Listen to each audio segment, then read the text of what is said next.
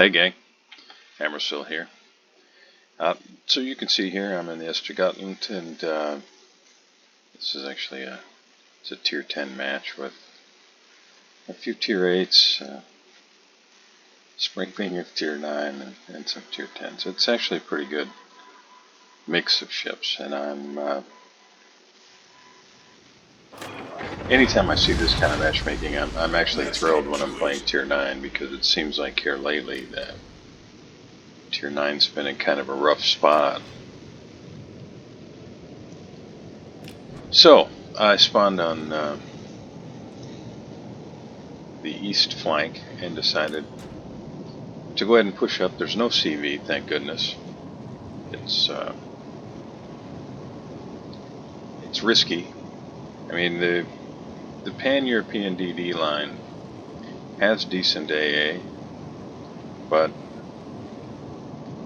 if a CV wants you, they're still gonna be able to smack you around. So I generally play a little bit more cautiously when I'm playing these ships than I am in this game, because I don't have the threat of aircraft constantly overhead. You can see I've got a Neptune with me.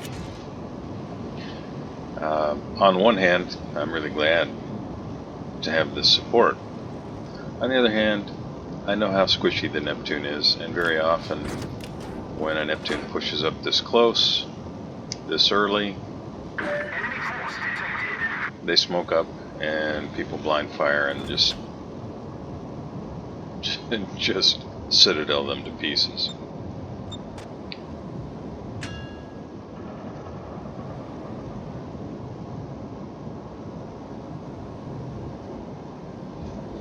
Now, if you haven't played the Pan-European destroyer line, I really recommend giving it a whirl. I mean, it's pretty different. You know, if you've played the French line, then you've played destroyers without smoke.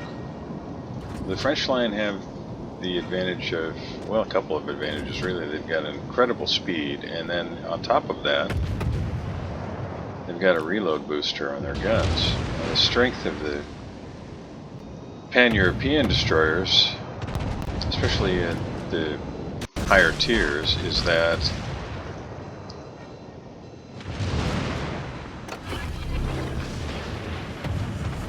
they make fantastic torpedo boats. You can see the narrow spread there.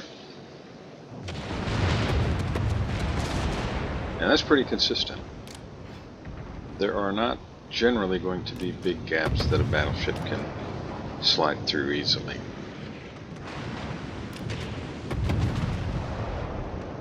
I'm just hoping here to be able to secure the cap, but you know, I'm watching that Alaska. He's just kind of creeping this way.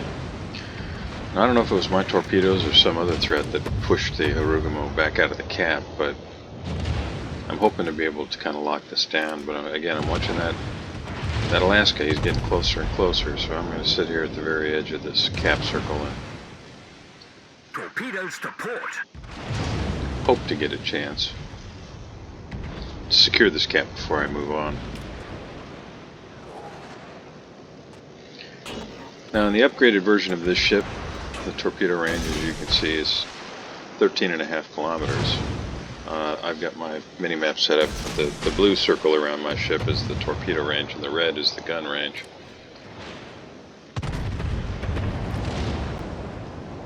Now, 13.5 kilometers is pretty decent. The Holland at tier 10 has a 15-kilometer range, which is, of course, even better. And Harugumo is running off.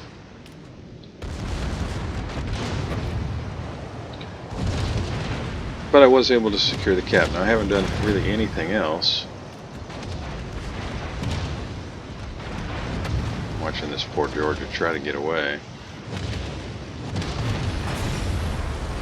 I'm trying to stay far enough away that I'm not eating damage from people that are shooting at him, so I'm just going to let him go ahead.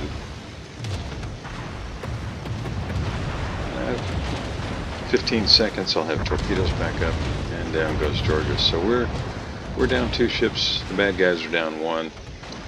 We do have a little bit of a points lead.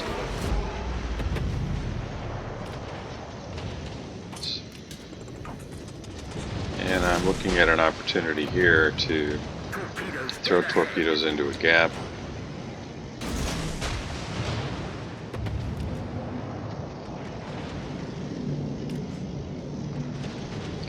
So we're over 5 minutes in, and I really haven't done anything other than cap. And you can see in the upper right, I've helped people do some spotting, but in terms of damage, really haven't done much. But as is often the case in this game, it's not always what you do early. If you just keep yourself in a position to have opportunities to do damage and to spot for your team as a DD, that can pay off in the end. Down goes the Neptune. There's just too much pushing his way, and he got caught out. Now they've got 2 caps, the bad guys. We've only got the 1, and we're about to lose that. You can see there I typed out, we're collapsing this side, boys. Just wanted the remainder of our team to understand that these guys are pushing through, and it's not just that they're taking the cap. I mean, they are pushing through. So we've got the Kurfürst and Tirpitz and an Amalfi, and who knows where the rest of them are at, but they're really pushing through the cap, and they're going to get themselves in a position to be able to flank our Odin. You can see on the minimap there, he's running for his life.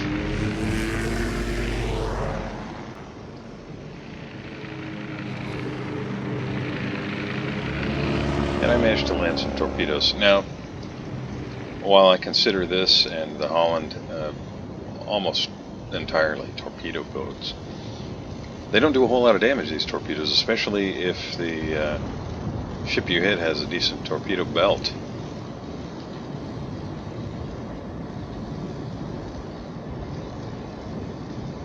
But one thing that these ships are great at is causing flooding damage. It's not any more consistent than torpedoes in general, I guess, which are not very consistent in terms of damage over time, but with the relatively fast reload on these things, it does create more opportunities than, say, Harugumo with its 2-minute or so reload, that kind of thing.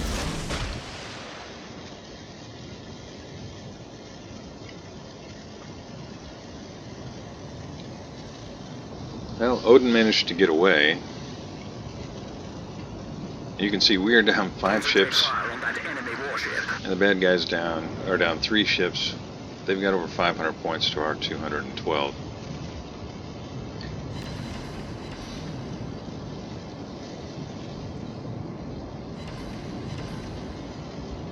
That hurt him.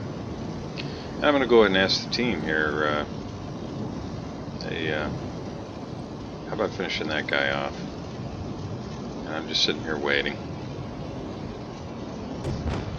Yeah, I knew somebody would spot him out there. A lot of times I would ping that guy, but I'm not sure if it's just a higher level of salt content or if people are just more aggravated than usual. Not sure exactly what it is, but I'm doing a little less pinging because it seems to irritate a lot of people. Not that I don't do it at all, because I do, but I do a little bit less. Well, we're down 5 ships now. They're down 4. They still have a significant points lead. And with 13.5 kilometer torp range, I'm going to go ahead and throw some out there. I was hoping Tirpitz would run this way, but looks like he's going to go north. And it looks like they're going to have all 3 caps here in a second.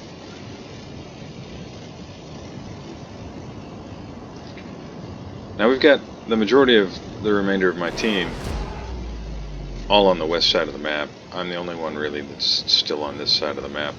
But that creates some opportunities.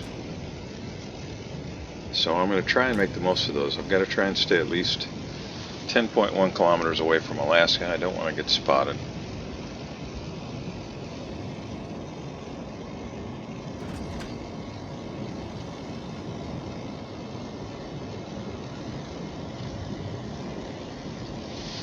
Yeah, completely whiffed with that whole volley of torpedoes. But still, you know, so far in the game, landed 10. 4 floods, not for much additional damage, but you can kind of see the potential. Now our boys are about to secure A, which is a really good thing because we don't have 200 points yet, and they're at 644. Well, there we go, 201. I'm not sure exactly what happened here. Alaska may have disconnected. I'm not sure if Alaska disconnected or was just, you know, I'm going to sit right here and keep my nose in to the approaching thunder. I'm not sure exactly what happened here, but he didn't move. So these torpedoes that are headed his way are really going to hurt. And I'm trying to determine right there, is he doing anything, or his guns all just... I was trying to see whether the rear turret was pointing straight back, which usually indicates a disconnect, but it's not firing anything. So anyway, I don't know, but you can see, whatever the case, enough of those torpedoes landed that he's gone. And now Montana. I've got 16 seconds. Not quite enough time. If I reversed and sat here and waited, I think Montana would probably reverse away. But at this point, over the last minute or so, we've managed to kind of flip the advantage in terms of the number of ships. We've still got 5, they're down to 4. We've still got 2 destroyers, they've got 2 destroyers, they've got 2 battleships. We have a battleship and 2 cruisers. You can say that our Odin is in pretty bad shape. Our Talon just took a smacking. And Shimakaze, who's already sunk 2 ships on our team, he's pretty banged up as well, so he doesn't want to get spotted. Now I'm looking at the scoreboard and I'm thinking, well, as much as I would like to fall back here, I really can't afford to. I have to secure this cap. So I'm going to go ahead and risk getting spotted and count on the 90 kilometer speed of these torpedoes to be able to catch the Montana before the captain has the opportunity to do any kind of evading. Now, that said, you can see what I was talking about a minute ago. That's 8 torpedo hits on the broadside of a Montana, and he's still got 30,000 hit points. So I'm really hoping to start a fire here. We've got 4 ships, they've got 3, but they've got almost double our score.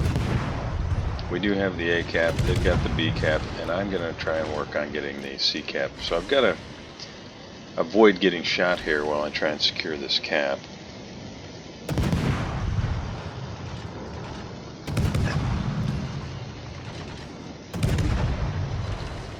Trying like crazy to get a fire. And there it is.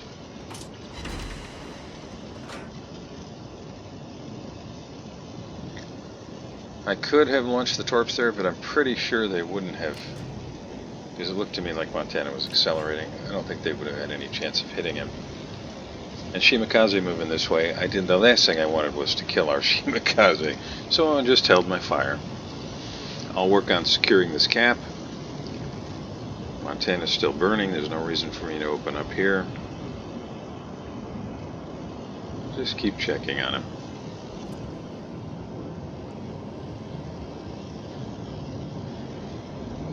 Fires are out. I've just about got the cap. I don't think anybody could hit me before I do. So I'm going to go ahead and see if I can't start another fire. And you can see those Shima torps.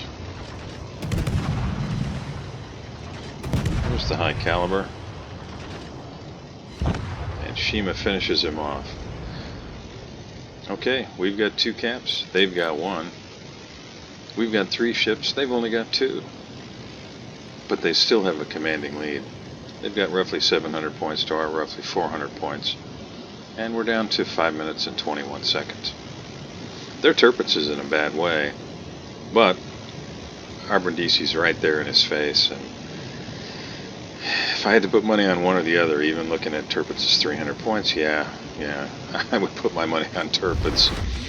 And Brindisi does go down in a close range battle with the Tirpitz. Very close. Our Brindisi captain just about took him out, but wasn't able. So more than likely, before either the Shimakaze or myself can get in there, he will be doing some healing up.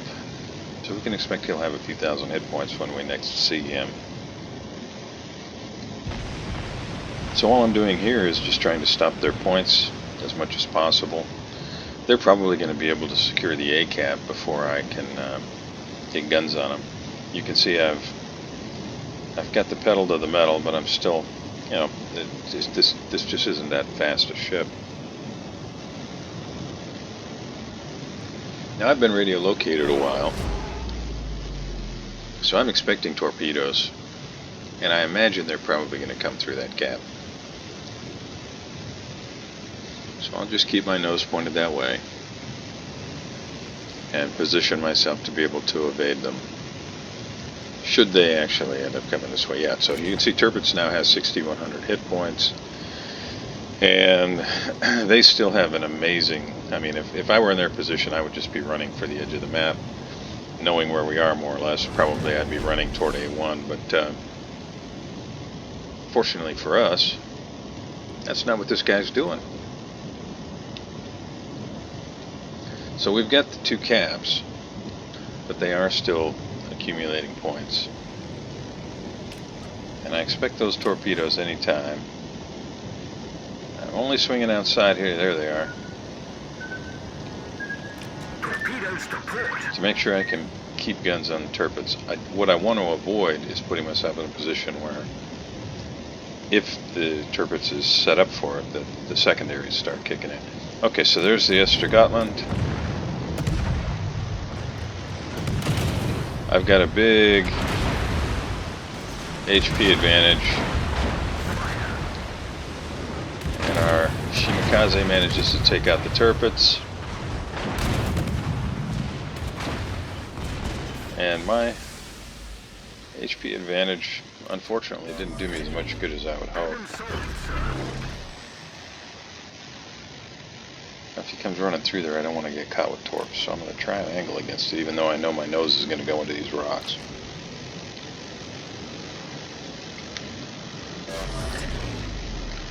So really this is all going to come down to whether we can finish this guy off, and you can see that our Shimakaze's got him spotted. He's running for the Shimakaze. You can tell what's going to happen here. So I'll just say this was a super fun game. Thanks very much for joining me. Really appreciate it, and I'll see you next time.